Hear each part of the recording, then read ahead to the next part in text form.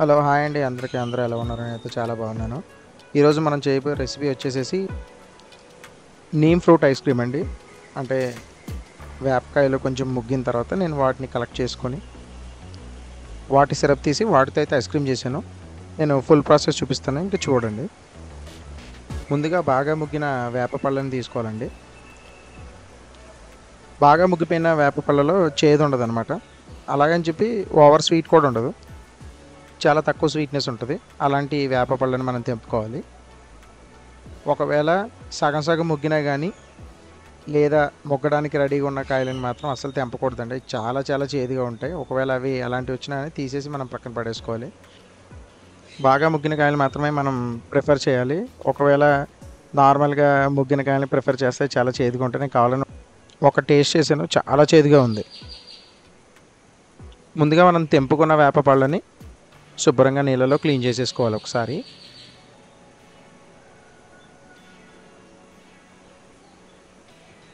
Clean చేసేసుకున్న తర్వాత ఒక్కొక్కటి వేప పండ్లోంచి దాని లోపల నుంచి సీడ్ తీసేసేయాలన్నమాట. సీడ్‌కే ఉంటుంది మొత్తం ఆల్మోస్ట్ సిరప్ అంతా. వీడియోలో చూపిస్తున్న విధంగా ఒక్కోటి అలా మనం తీసేసుకోవాలి సీడ్ బయటికి. మనం జస్ట్ ఆ పండుని ఇలా ప్రెస్ చేస్తే చాలండి, ఆటోమేటిక్‌గా సీడ్ బయటకు వచ్చేస్తది.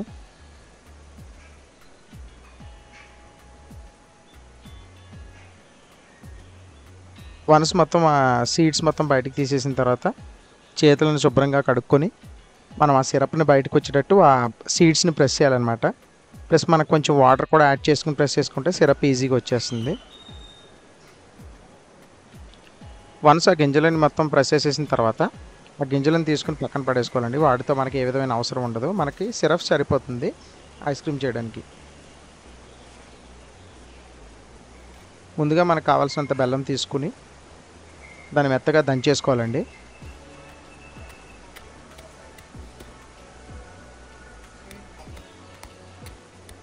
మనం కావాలంటే చక్కెర కూడా ప్రిఫర్ చేయొచ్చు. బట్ నేనైతే బెల్లం ప్రిఫర్ చేశానండి. ఎందుకంటే కొంచెం మనం ఆర్గానిక్‌గా చేస్తున్నాం కాబట్టి.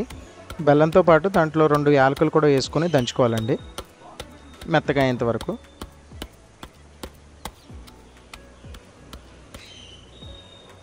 దంచేసుకున్న తర్వాత దాంట్లో కొంచెం వాటర్ పోసుకొని ఆ బెల్లం మునిగేంత వరకు వాటర్ పోసుకొని పక్కన పెట్టేసుకోవాలి. మనం వాటర్ ఎందుకు పోసుకుంటున్నామంటే బెల్లం ఈజీగా కరిగిపోద్దనమాట. సో అందుకని చెప్పేసేసి వాటర్ పోసేసుకొని పక్కన పెట్టేసుకోవాలి.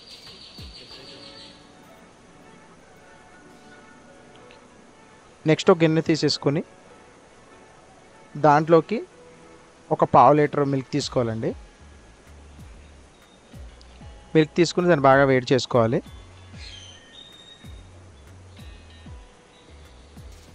కొద్దిగా వేడెక్కాక ఒక చిన్న టీ గ్లాస్ సైజులో కొద్దిగా మిల్క్ తీసుకొని, చల్ల మిల్క్ అయినా పర్లేదు, వేడి మిల్క్ అయినా పర్లేదండి. దాంట్లో ఒక స్పూనుడు కస్టర్డ్ పౌడర్ వేసుకోవాలి.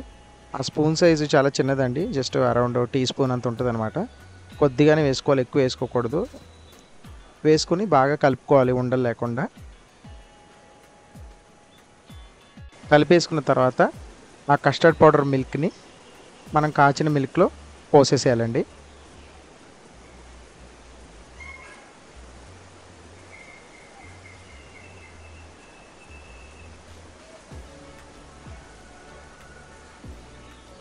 బాగా కలుపుకోవాలి.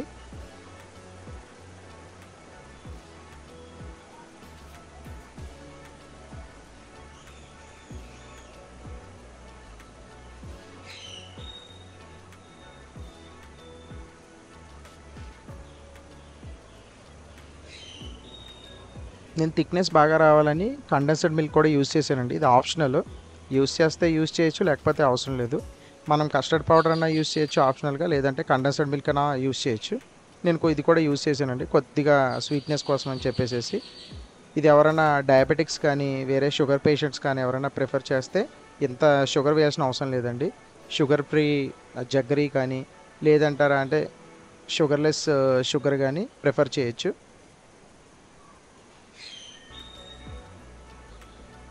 వేసేసుకున్న తర్వాత కాసేపు వేడి చేసుకొని పక్కన పెట్టేసుకోవాలండి.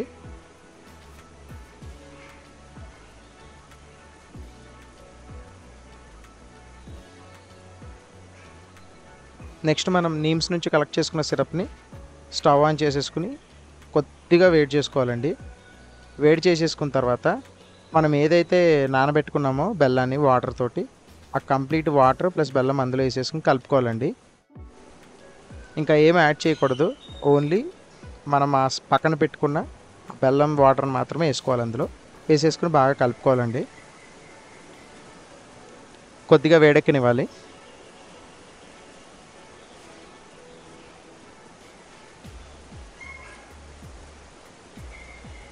వేడెక్కిన తర్వాత మనం ఏదైతే పాలని కస్టర్డ్ పౌడర్ని కలుపుకొని పెట్టుకున్నామో ఆ మిశ్రమాన్ని ఇందులో వేసేసుకుని బాగా కలుపుకోవాలండి.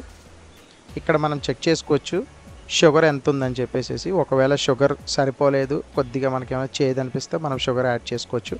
లేదు నేను ఇలాగే తినాలనుకుంటే మనం అలాగే ఉంచుకోవచ్చు అనమాట. వేసేసిన తర్వాత బాగా థిక్నెస్ వచ్చేదాకా వేడి చేయాలండి.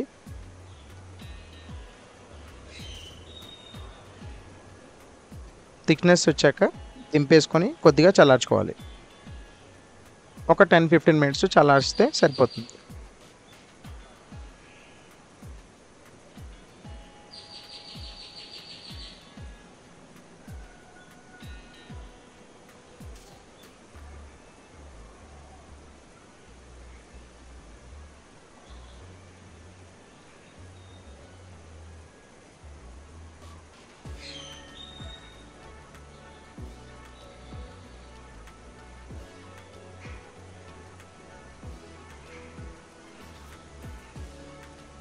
చల్లారిన ఆ మిశ్రమాన్ని ఒక బౌల్ తీసుకుని ఆ బౌల్లో వేసేసుకోవాలండి.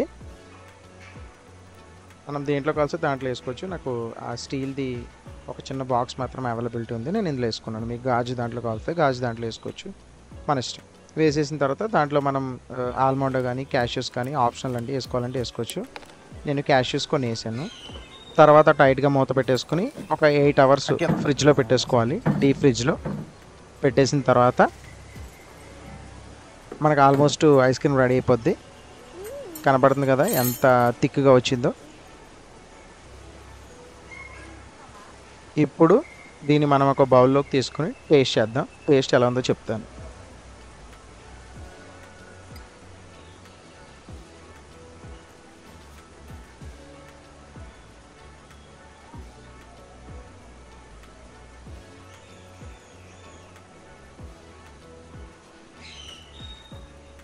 ఆబ్వియస్లీ ఇది నీమ్ కాబట్టి కొద్దిగా చేదుగా ఉంటుంది. నేను కొద్దిగా హనీ వేసుకున్నాను టేస్ట్ కోసం.